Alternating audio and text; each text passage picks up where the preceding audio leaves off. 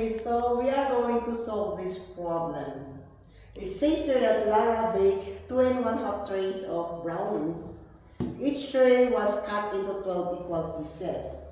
If Lara gave away 2/3 of all the brownies, how many pieces did she give away? Ayan. So this is the problem. How many pieces did she give away? Yeah. So we're going to solve this one step by step.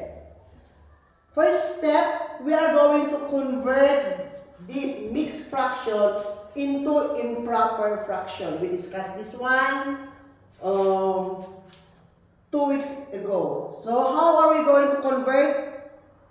Just multiply the denominator to the whole number. So 2 times 2 equals 4.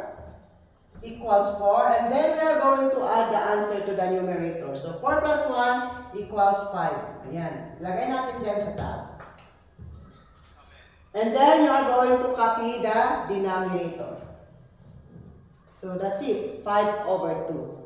Now let's proceed to step 2. For the step 2, we are going to multiply now by 12 pieces per tray to find the total number of brownies in pieces. Okay, so 5/2, saan ko kinuha ito? Ayun.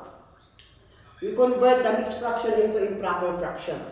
Now, we are going to multiply by 12. Kasi by 12 ang sabi doon sa question.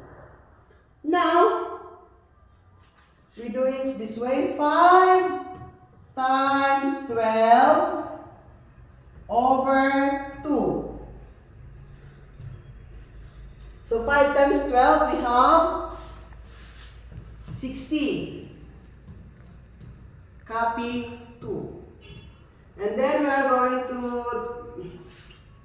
do it in a simplest, the lowest term. We are going to simplify it into lowest term. So we are going to think of a number that we can divide both the numerator and the denominator without any remainder. So we can divide it by 2. Ayan.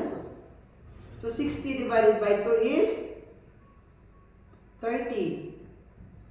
2 divided by 2 is 1. So the answer is 30.